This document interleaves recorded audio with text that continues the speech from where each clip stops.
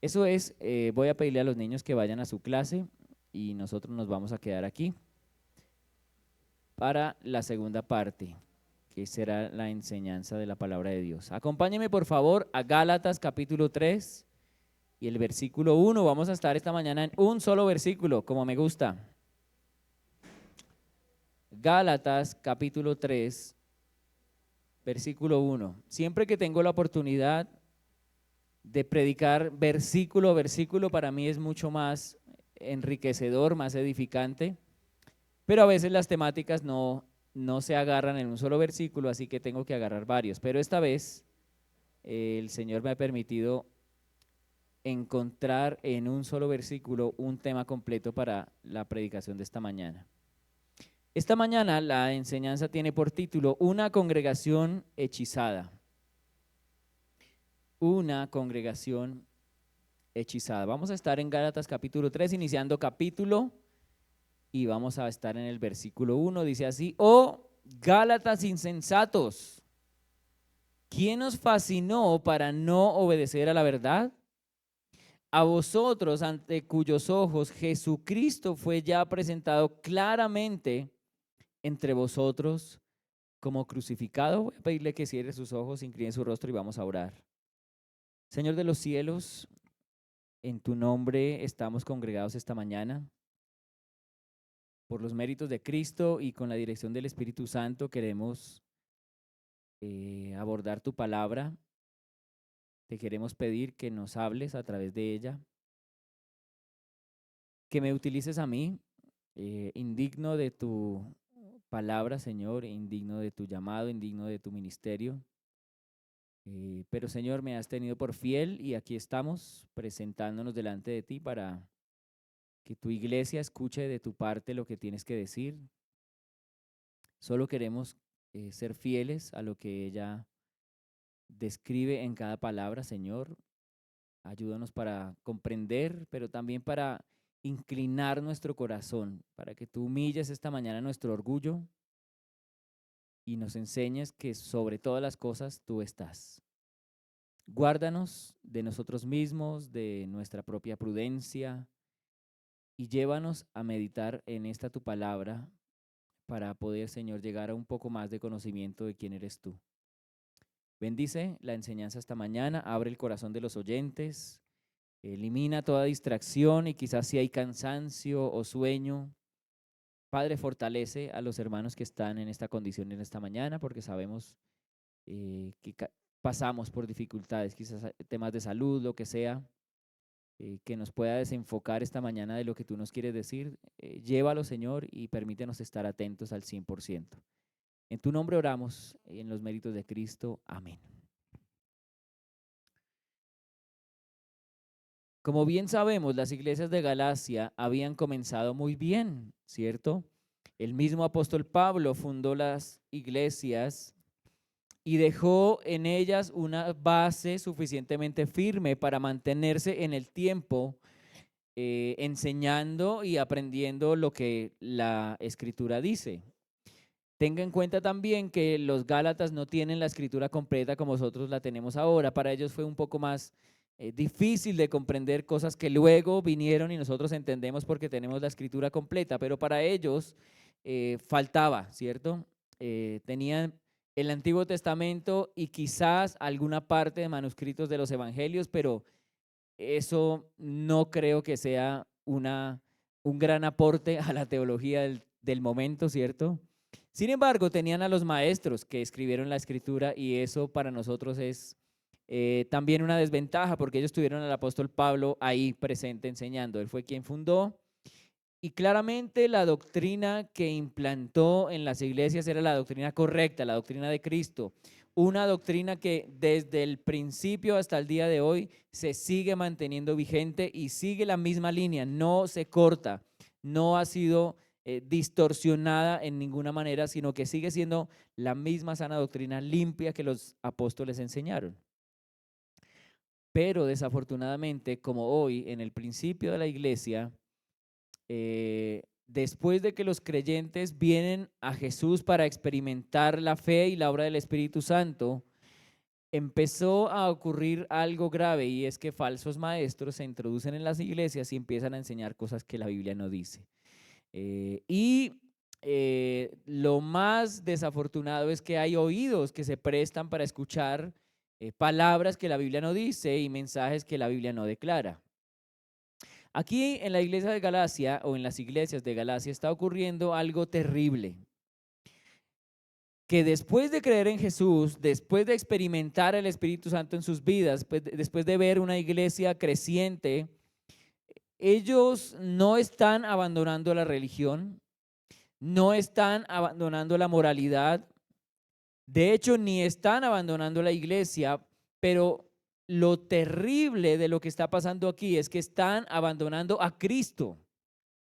Entonces están abrazando religiosidad, abrazando moralidad, quizás haciéndose muy fuertes como iglesia, pero una iglesia en la que Cristo no está presente. Ellos han abandonado en gran parte a Cristo.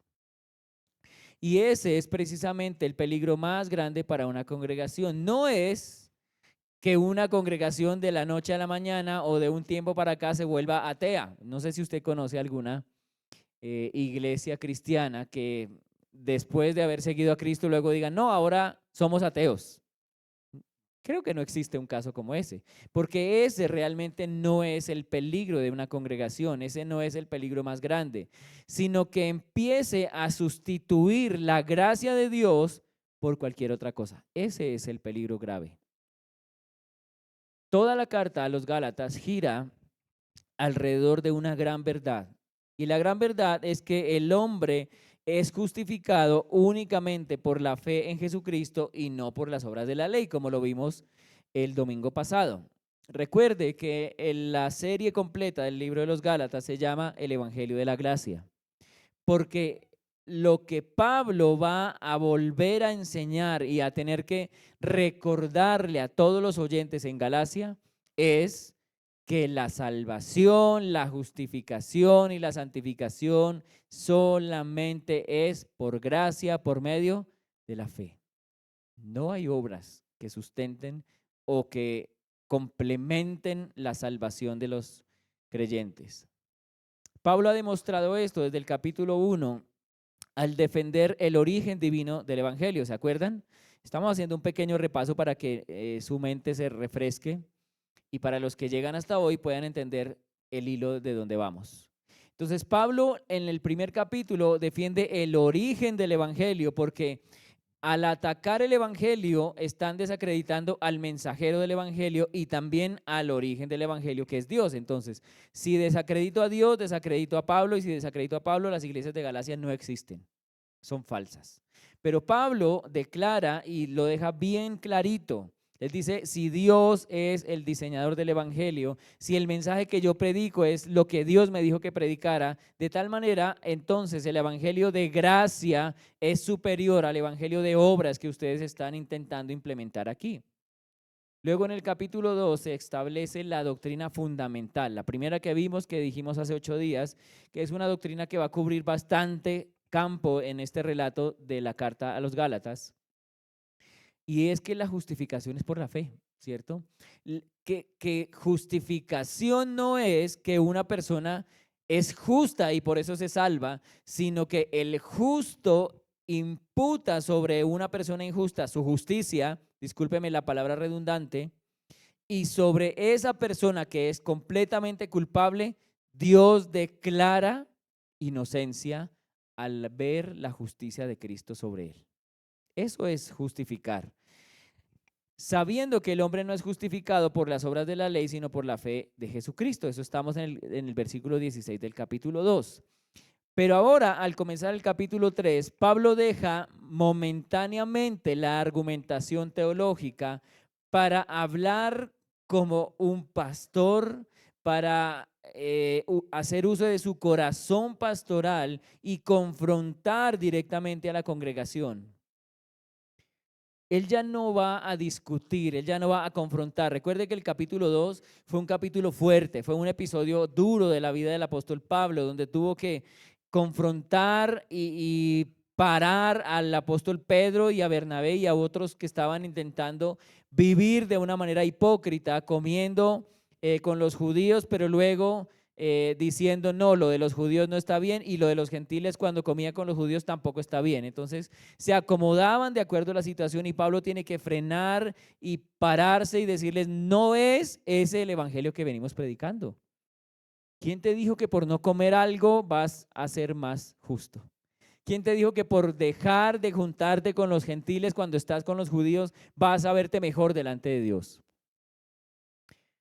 Él ahora ya no discute, sino está llorando.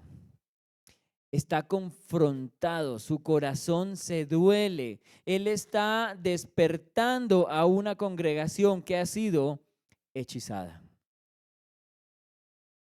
Las iglesias de Galacia probablemente fueron establecidas durante el primer viaje misionero. Usted lo puede buscar en Hechos capítulo 13 y Hechos capítulo 14. Ahí es donde está la fundación de las iglesias de Galacia. Pero después de su partida, unos pocos meses después de que Pablo se va, ya dejando su iglesia establecida como bíblicamente debe ser, no abandonas una iglesia nueva hasta que no está suficientemente fuerte para sostenerse. ¿De acuerdo? Y por eso es que el tema de las misiones en las iglesias bíblicas y fundamentales se tarda tanto tiempo. Quizás algunos pueden decir, no, pero es que ustedes se demoran mucho, ¿sí? ¿Cómo así que ustedes llevan 7 años y apenas han plantado una iglesia? Resulta que tenemos que preparar a un equipo que se quede respaldando al siervo que está sirviendo. Resulta que tenemos que enviar a un pastor que está bien calificado en la enseñanza de la palabra de Dios, ¿cierto? A una persona que es capaz de discipular, como dice el hermano José. Entonces, no podemos y no debemos enviar a la ligera a alguien. De hecho, alguien planteaba, pues entonces como están saliendo tantos alumnos de instituto bíblico, pues que cada uno de ellos vaya a fundar iglesia. Pues hermano, le quiero decir algo. El instituto bíblico es simplemente el inicio de la preparación de un siervo. Así que cuando usted sale de instituto, apenas está empezando. Y no podríamos de ninguna manera agarrar a un joven de estos y decirle, listo, usted ya hizo todos sus 3 años, váyase a fundar una iglesia. Esto no es así, esto no funciona de esta manera. Peor aún, una persona que haya hecho 1 semestre, 2 semestres y decirle, listo, usted ya está listo, váyase a hacer la obra. Imagínese, sería algo irresponsable de nuestra parte y sería algo desleal con los oyentes, con los que van a escuchar la palabra de Dios.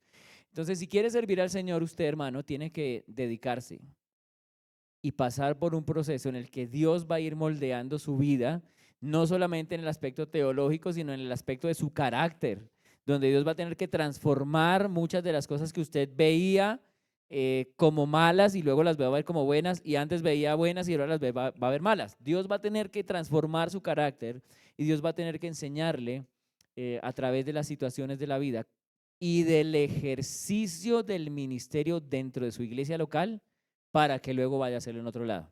Otra cosa, en Hechos 13, cuando la iglesia, en Hechos sí, 13 o 3, perdón, ya me confundí, 13, sí, creo que 13, donde la iglesia de Antioquía envía a Pablo. ¿Qué estaba haciendo Pablo y Bernabé en la iglesia? Sirviendo. Nunca jamás vamos a enviar a plantar a una iglesia a una persona que no ha servido en su iglesia. Si no sirve en su iglesia local, ¿cómo se le ocurre que va a ir a servirle a los creyentes en otro lado? Si no ha sido responsable en su iglesia local, ¿cómo se le ocurre que va a ser responsable con otros creyentes en otro lado? No pasa. No se convierte en un siervo de la noche a la mañana. Primero se convierte en siervo y después se convierte en pastor. No primero pastor y después siervo. No funciona de esa manera. Entonces, fíjese que esto de las misiones tiene una amplitud tremenda. Así que Pablo funda la iglesia, la deja bien lista para escuchar y para enseñar sana doctrina, y vienen los judaizantes y dañan todo el trabajo. Porque ellos empezaron a tener cierto grado de autoridad. Esto pasa generalmente en las iglesias. Los falsos maestros no llegan a la congregación diciendo, yo soy un falso maestro, aquí estoy, así que los que quieran juntarse conmigo, júntense. No, es una persona que va a entrar con un bajo perfil y va a mostrar una cara muy amable, se va a hacer amigo de las personas, les va a solicitar el número, les va a estar escribiendo, les va a ir enseñando cositas, los va a visitar, los va a llamar en secreto y el pastor ni por enterado se va a dar de todo eso. Y cuando llegue el momento, él va a revelar su verdadero rostro y va a empezar a cuestionar desde ahí de la silla con usted al lado, va a empezar a cuestionar lo que el predicador dice. Va a empezar a cuestionar las formas, va a empezar a cuestionar la doctrina, va a empezar a cuestionar todo. Y tarde o temprano va a empezar a decirle, ¿sabes qué? La Biblia a mí me ha mostrado que esto es lo que hay que creer. Y usted va a empezar a convertirse en un discípulo de un falso maestro sin darse cuenta. Ellos lograron esto y empezaron a enseñar que, claro, hay que creer en Cristo, pero también hay que guardar la ley. Claro, hay que creer en Cristo, pero también hay que circuncidarse. De hecho, también hay que creer en Cristo, pero hay que añadirle otras obras para ser aceptados por Dios. No puedes ni vas a llegar a ser un verdadero hijo de Dios. No vas a estar ni a ser parte del pueblo de Dios hasta que no guardes la ley, te circuncides y hagas otras cositas más que te voy a decir. ¿Pasa hoy en día o no pasa? ¿Sabe que un gran porcentaje de las congregaciones que se llaman cristianas en nuestro país, por ejemplo, tienen más requisitos para ser salvos que para cualquier otra cosa? Es decir, usted puede servir y no pasa nada. Usted puede cantar y no pasa nada. Usted puede enseñar y no pasa nada. Pero para que usted certifique que es salvo, sí hay un requisito. Usted tiene que ser bautizado, usted tiene que hablar en lenguas, usted tiene que vestirse así, usted tiene que dejar allá, usted tiene que esto, una cosa, la otra, para ser salvo. O sea, hasta que usted no haga todo eso, no vamos a saber si realmente usted es salvo. ¿Cómo así? Pero es que llevo tocando la guitarra 10 años. Sí, pero ahora necesitamos certificar que usted realmente sea salvo. Ellos no negaban completamente a Cristo, pero sí le añadían algo a Cristo. Y esto es peligrosísimo porque siempre creo y estoy convencidísimo de eso, que para enseñarle mentiras a la gente usted tiene que decir una parte de verdad. Usted tiene que disfrazar la mentira con un poquito de verdad. Los mentirosos más hábiles de la historia siempre han utilizado una verdad y la tuercen para lograr la comprensión. Porque ¿qué pasa? Pasa como Satanás. Satanás nunca se va a presentar diciendo, yo soy Satanás y te quiero destruir, aquí estoy. No lo va a hacer. ¿Qué va a hacer? Te va a mostrar el lado amable, lo bonito, lo perfecto, lo espectacular. Mira cómo lo vas a pasar de bien. Si tú supieras cómo se siente todo esto, es más, es que hasta que no lo experimentes no sabrás.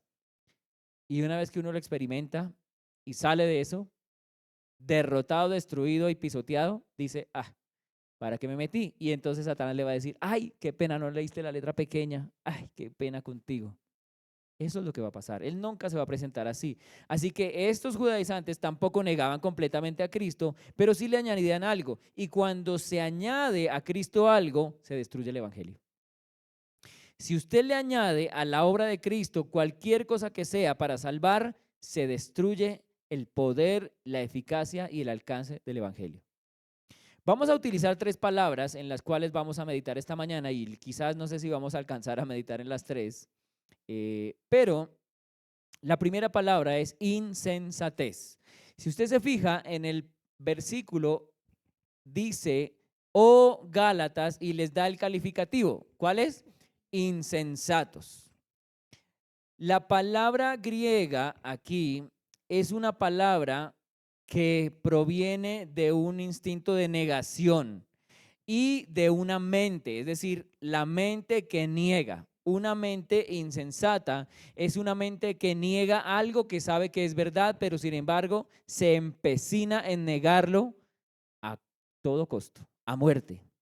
Y yo no sé si eso ustedes lo han visto por ahí, si les parece algo muy común en las personas, pero yo he visto que es el diario vivir de todo el mundo.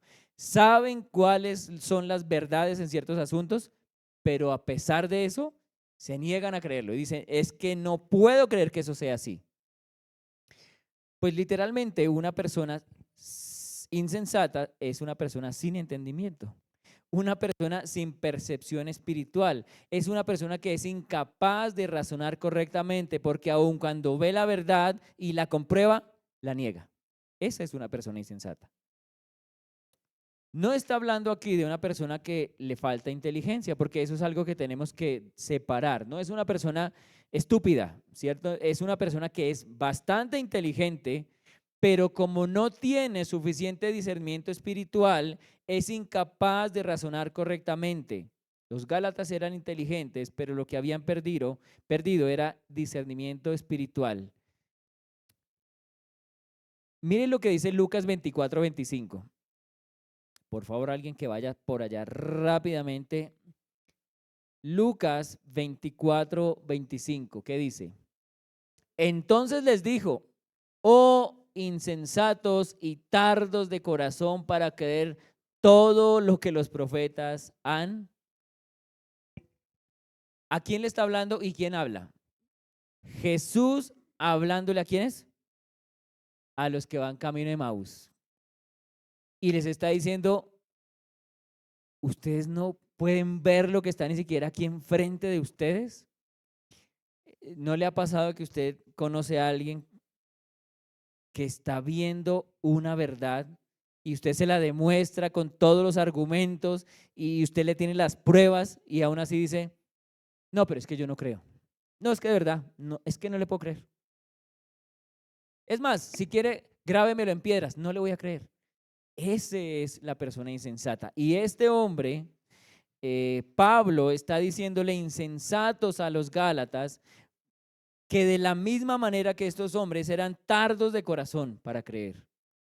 Entonces el problema no es intelectual, aquí el problema no es de ser brillante, porque hay muchas personas brillantes, muchos creyentes brillantes que no logran comprender lo que la palabra de Dios dice solamente porque no quieren, no porque no puedan.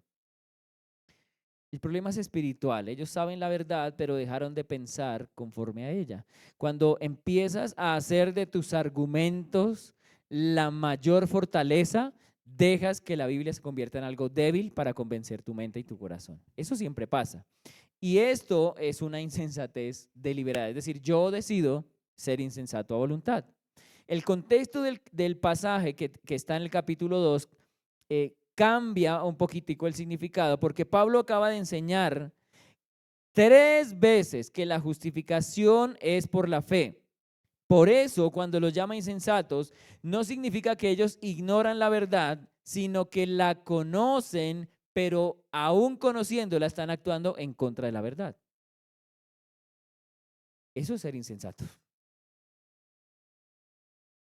Si Pablo les ha dicho 3 veces antes que la justificación es por fe, si Pablo pasó años con ellos enseñándoles la doctrina de la justificación y les enseñó claramente que es por fe, ¿cuántos de ustedes aquí en esta congregación alguna vez han escuchado que la salvación es por fe y por gracia?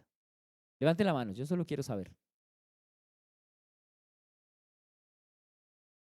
¿Qué pasaría si viene una persona X y un día se para, de pronto me equivoqué y lo dejé pasar al púlpito y predicó, y al final de su enseñanza dice, no se les olvide que tenemos que esforzarnos para conseguir la salvación? ¿Qué van a hacer ustedes que levantaron la mano?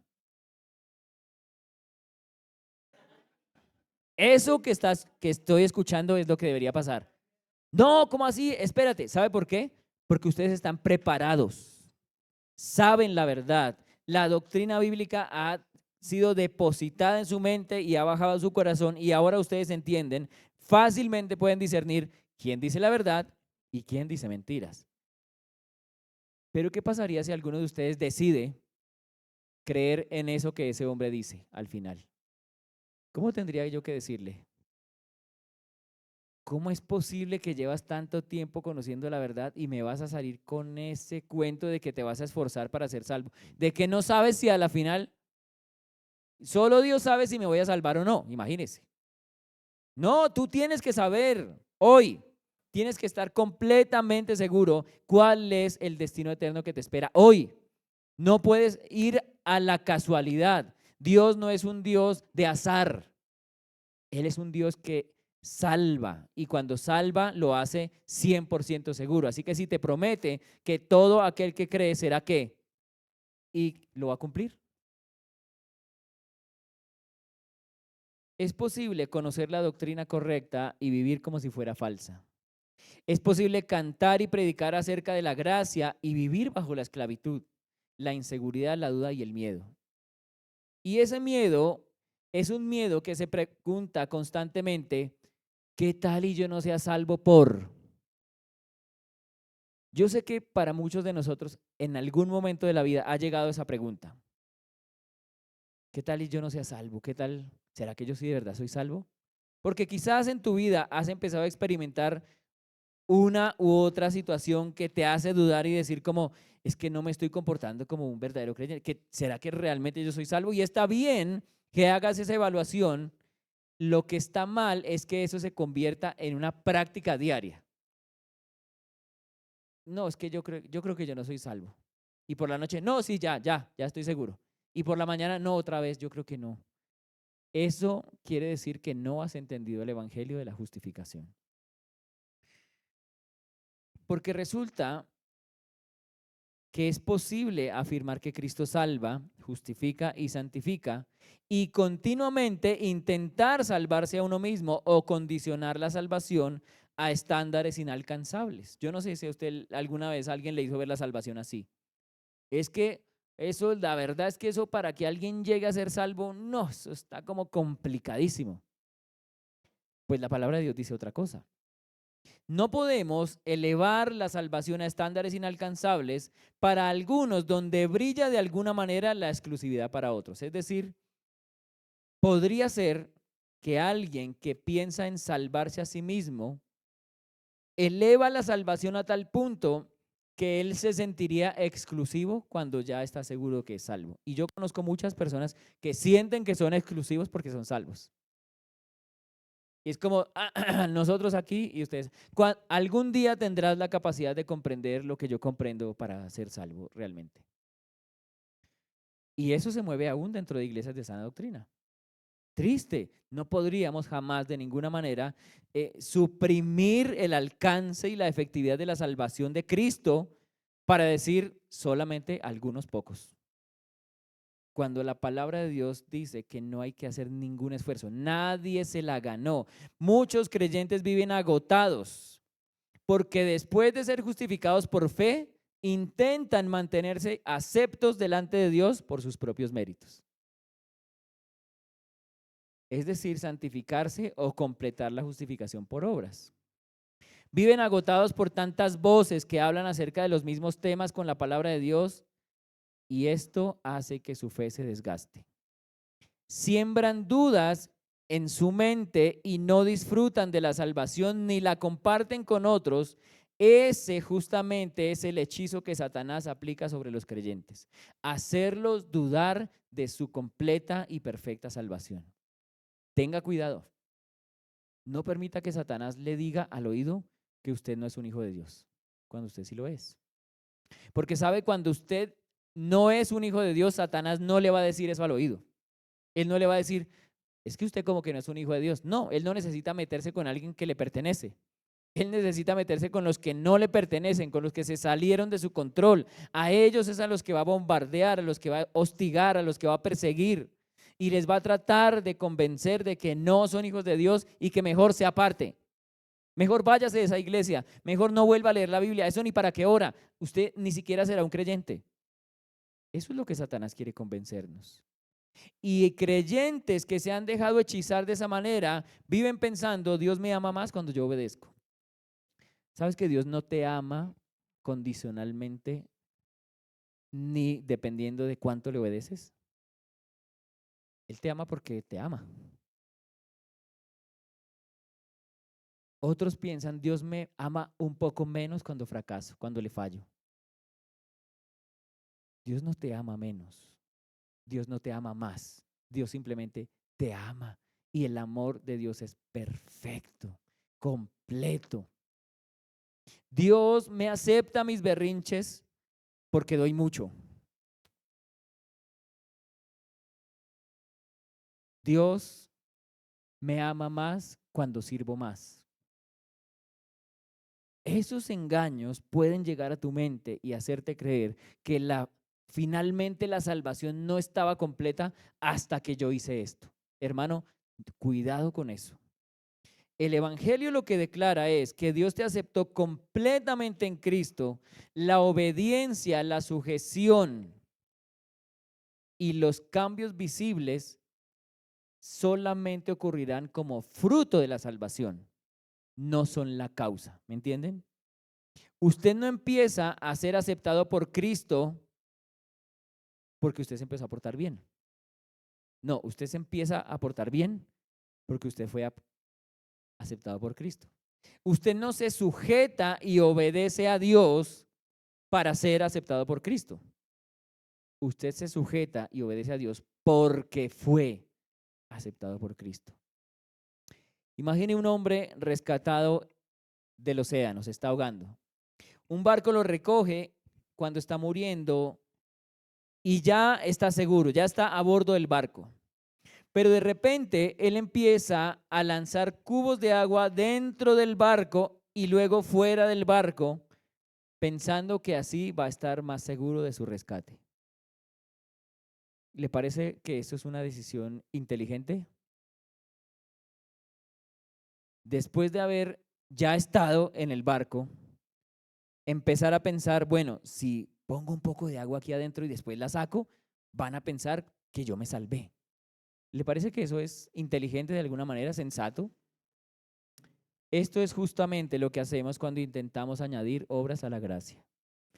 No nos podemos salvar de ninguna manera. Todo intento que hacemos para salvarnos solamente certifica que somos incapaces de hacerlo. Y cuando usted ya es salvo, pensar que se va a justificar o que Dios lo va a ver mejor solamente por hacer o no hacer, esto es solamente intentar echar agua y sacarla del barco después. No estamos ayudando, solamente estamos olvidando, quitando mérito y dudando de la capacidad de quien nos salvó cuando pensamos de esta manera. La segunda palabra es fascinación. Oh Galatas insensatos, ¿quién os fascinó para no obedecer a la verdad? Esto es un verbo. Es un verbo que significa embrujar, hechizar, influenciar de manera engañosa o practicar magia negra. En la cultura grecorromana existía la creencia popular de que alguien podía ser influenciado mediante encantamientos o fascinación. Hoy en día la gente también cree lo mismo, ¿no?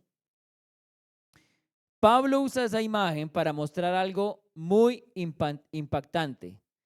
Él no está diciendo que recibieron o que han sido producto de la brujería real. Él está diciendo, su comportamiento es tan irracional, tan ilógico, tan antibíblico, que parece que les hubiera alcanzado un hechizo. Eso es lo que Pablo está diciendo.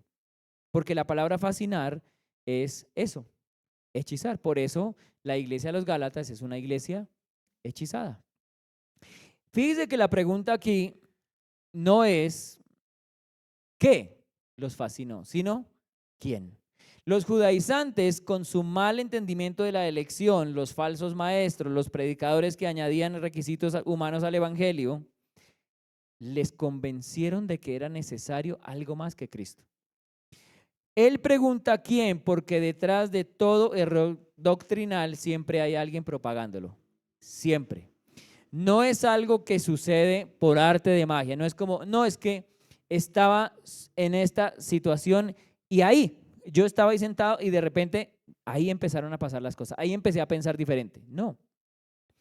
Nadie se hace falso maestro si otro no se lo enseña. Nadie. Una advertencia para nuestra iglesia. Satanás rara vez ataca a la iglesia con el ateísmo. No lo hace porque hay cosas que normalmente hasta el mundo sabe que están mal, ¿cierto? Y sabe que no son efectivas. Normalmente lo hace con religión. La religiosidad que exige obras para justificar y siempre usa hombres para ello. Siempre. Lo hizo con los fariseos, ¿se acuerda? Lo hizo con los judaizantes y lo sigue haciendo hoy. Hoy en día lo hace de una manera más amplia, utilizando aún agentes externos a la misma iglesia, políticos moralistas, profesores, escritores de libros, predicadores famosos, algunos de ellos muy cercanos a los que podríamos llamar sana doctrina. Pero cualquier mensaje que agregue algo a Cristo o le quite en su alcance de salvación es un evangelio falso. No importa cuán atractivo parezca. No importa cuán popular sea, no importa cuán intelectual suene. Lo que importa es que no es el evangelio de Cristo. De hecho, ni importa cuántos seguidores tenga. ¿Sabe que hay gente que cree en cosas que alguien predica solamente porque ese predicador tiene muchos seguidores? Es que lo sigue tanta gente. Es que a su iglesia van tantas personas. ¿Cómo no va a ser de Dios si es que mira cómo tiene este lugar de lleno? Bueno, recuerde que el que prometió esa fama, si postrado le adoraban, no fue Dios. Hay iglesias fascinadas por el legalismo también, por el emocionalismo, la prosperidad, las experiencias místicas, las nuevas revelaciones o las conclusiones históricas antiguas. Están fascinados por todo eso, pero se les olvidó que el resultado de dejar a Cristo siempre es el mismo. Cuando dejas la mirada de Cristo, la iglesia se empieza a enfermar. Y se empieza a enfermar por ese hechizo, que entendiendo la verdad, empiezan a pensar, ¿qué tal y esto no sea toda la verdad? ¿Qué tal y nos estén enseñando mentiras? Y está bien cuando empiezas a comprobarlo con la escritura y dices, claro, la escritura me está abriendo la mente y veo que claramente no me están enseñando la verdad. Pero cuando es el ruido de afuera, el que te está haciendo dudar si lo que estás escuchando es verdad, ten mucho cuidado, porque es Satanás ejerciendo un hechizo sobre ti. Y es en sentido figurado, no es que Satanás lo vaya a hechizar y, ay, no fue culpa de Satanás, yo no sé por qué estoy aquí. No, las personas entran voluntariamente en la falsa doctrina. ¿Me entienden? No hay una sola persona en una falsa enseñanza que pueda decir, no, es que yo no tenía ninguna manera de saber la verdad. ¿Seguro? La Biblia está ahí. Todo el tiempo la tuviste ahí, abierta. Solamente que te faltó dos cositas, leerla y estudiarla. Nada más. Toda doctrina que hace que admires más tus obras que la cruz de Cristo ya comenzó a hechizar tu corazón. Cuidado con eso. Porque el intento de justificación humano va a seguir constantemente en tu corazón. No es algo que vas a perder una vez que vienes a Cristo. No. Generalmente el ser humano quiere tener el control de su vida espiritual también y quiere hacerse ver como que él está haciendo un esfuerzo mayor que el de los demás. Así que quieres mostrarte aprobado delante de los hombres y por eso vas a intentar continuamente quitar la mirada de Cristo y ponerla en tus esfuerzos. Pero aquí vamos a encontrar la medicina para la insensatez y para la fascinación. Pablo inmediatamente no solamente les declara su problema, sino también les va a dar la solución. Y la solución es Cristo. No hay más. Él dice que delante de sus ojos, Cristo se presentó claramente entre ellos como ¿qué? Aquí dice que este presentado claramente es que fue exhibido de una manera visible delante de los ojos de todos. Es la forma en la que hoy con carteles públicos se colocan rostros de personas para que sean visibles. Y estamos en temporada electoral y sí que hemos visto eso, ¿cierto?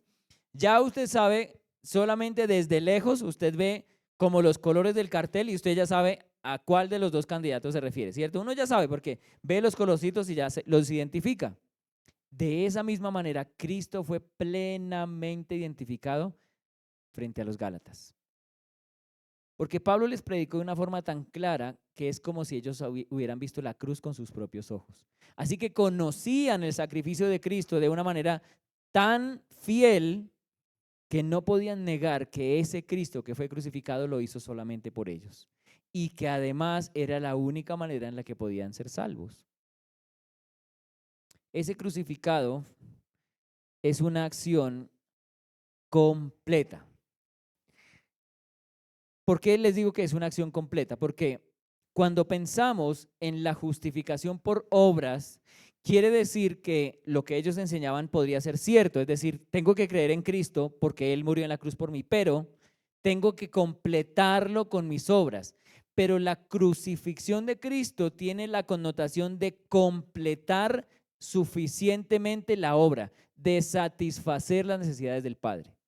Cuando Jesús está en la cruz, la última de sus frases fue consumado es decir, ahora está hecha la tarea completa, no hay nada más que hacer. Así que la declaración de Jesús y la certificación o el énfasis que Pablo está haciendo aquí de decirles que Cristo fue crucificado, lo que está haciendo es llamar la atención de los Gálatas para decirles, ¿puedes hacer algo más aparte de la cruz de Cristo? ¿Puedes hacer algo superior a la cruz de Cristo? Y la respuesta es una respuesta directa. No, no hay nada que podamos hacer. Cristo fue crucificado y los efectos y el alcance de esa obra permanecen para siempre.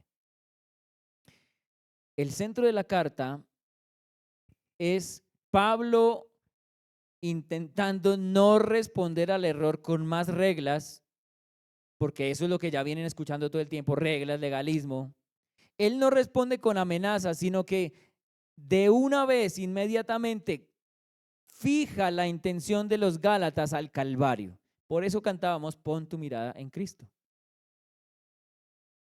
Porque cuando ponemos la mirada en Cristo, el himno dice, y lo terrenal sin valor será a la luz del glorioso Señor. El único que nos puede salvar y al único que tenemos que mirar fijamente para que nos salve, se llama Cristo Jesús. ¿Sabe cuando esté perdiendo su enfoque, hermano? Cuando esté pensando y confiando más allá de lo que debería en sus propias fuerzas para lograr lo que sea, vuelva a Cristo. Mire la cruz y diga, espere, ¿quién me dijo a mí que yo soy el que sostiene mi casa? Es Dios. Espere. ¿Quién me dijo a mí que yo soy un gran teólogo? Es Cristo. No, espere. ¿Quién dijo que esta enfermedad me está debilitando, me está matando? Es Cristo. Todo aquello que te desenfoque y te haga centrar en ti mismo para lograr algo para con Dios, tienes que dirigirlo a Cristo. Porque Él fue el que fue crucificado y lo presentaron así para que todos lo viéramos. Porque toda verdadera restauración espiritual comienza otra vez mirando a Cristo. Miramos a Cristo para salvarnos, ¿cierto? Y cuando pecamos, ¿a quién tenemos que mirar para restaurarnos? Otra vez a Cristo. Porque si pecamos, tenemos para con Dios a Cristo como abogado. Pablo acaba de declarar que está crucificado con Cristo, ¿se acuerdan? El versículo 20. Y al final en el versículo 21 dijo, yo no desecho la gracia de Dios, como sí lo habían hecho los judaizantes. Desechar la gracia de Dios es posible. Y ahora les recuerda, si Cristo murió por ustedes, ¿por qué quieren regresar a las obras? Es algo incomprensible. Cuando a uno le enseñan que alguien ya pagó todo por mí, ¿yo voy a ir a la caja a volver a intentar pagar? Las mujeres no saben esto, pero les vamos a contar. Siempre que nos vamos a la reunión de hombres, el 1 de mayo, antes de entrar a la finca tenemos que hacer una parada estratégica. Sin ir ahí no podemos entrar. Estoy diciendo lo correcto, ¿cierto? Entonces tenemos que hacer una parada estratégica porque nuestro cuerpo nos impide entrar a la finca sin desayunar. A pesar de que a veces dicen que van a dar desayuno adentro, pero uno tiene que comer algo por si acaso, por si le hace falta. Pero hay algo muy lindo y es que cuando uno se para y va a la caja a pagar, generalmente siempre le dicen a uno, no, alguien ya pagó lo de esa mesa. ¿Qué? Si éramos como 10, tranquilo, ya alguien pagó. A veces ni sabemos realmente quién fue el que pagó, ¿sabe? Pero yo sería muy tonto si dijera, no, tranquilo, yo quiero pagar otra vez. ¿Es cierto o no es cierto?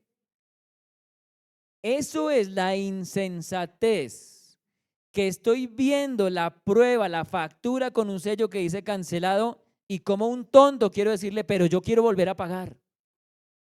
Aquel que quiere volver a pagar por su salvación es un completo insensato, porque Cristo ya pagó. Si Cristo pagó completamente la deuda, ¿por qué intentan volver a pagarla? Si fueron justificados por la fe, ¿por qué intentan perfeccionarse mediante la carne? Quizás hay personas que piensan, para venir a Cristo necesito mejorar primero. Yo tengo que cambiar algunas cosas antes de venir a Cristo. Yo necesito arreglar mi vida. Pero el Evangelio te dice lo contrario. Tienes que venir a Cristo para mejorar, tienes que venir a Cristo para cambiar, tienes que venir a Cristo para arreglar tu vida. No hay otra forma. Cristo murió fue por los pecadores, no por los justos. Cristo justifica a los impíos. Él salva y recibe a los que creen. La salvación no es una recompensa para los buenos, ni exclusiva de unos pocos. Es un regalo para todos los que confían en Jesús. No necesitas hacer nada. ¿Qué dice Romanos 4:5? Mas al que no obra, sino cree en aquel que justifica al impío, su fe le es contada por justificado. Ahí está. Las iglesias de Galacia estaban hechizadas, no porque abandonaran la religión, sino porque abandonaron la gracia. No porque dejaron de hablar de Dios, sino porque dejaron de descansar en Cristo. La palabra de Pablo o la pregunta de Pablo sigue resonando hoy. ¿Quién os fascinó? ¿Quién es el que te roba tu mirada de la cruz? ¿El orgullo? ¿El legalismo? ¿La autosuficiencia? ¿La religión sin el evangelio? Pues la cura sigue siendo la misma, Cristo. Volver a mirar a Cristo crucificado es volver a la gracia, es volver al evangelio. Porque una iglesia sana no es la que confía en sus obras, es la que vive todos los días recordando, justificado fui por fe, aceptado seré por fe, porque por gracia sois salvos por medio de la fe. Y esto no de vosotros, pues es la salvación es de Él. 3 palabras para recordar. ¿Las tienen? La tercera era la más importante, Cristo, yo se las dije. Primera palabra, insensatez. Segunda palabra, fascinación. Tercera palabra, Cristo. Cuando estés pensando que hay algo que puedes hacer por Dios, recuerda que Él lo hizo todo por ti. Amén. Vamos a cerrar nuestros ojos y vamos a orar. Eterno Señor y Dios de la creación, te exaltamos esta mañana porque tenemos que reconocer que la obra está completa,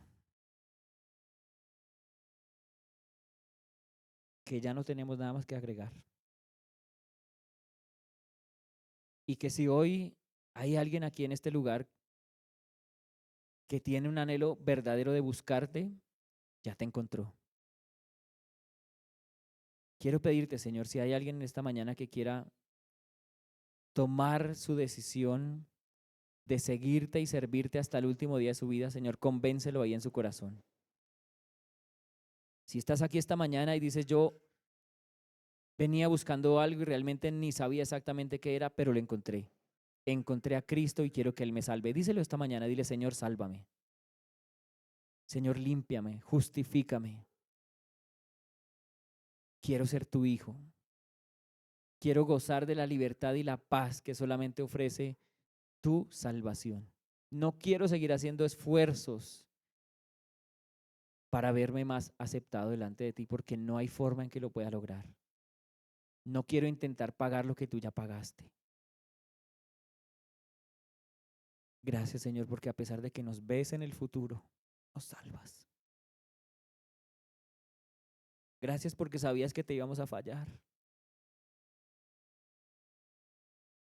Sabías cómo una y otra vez íbamos a pecar deliberadamente delante de ti, Señor.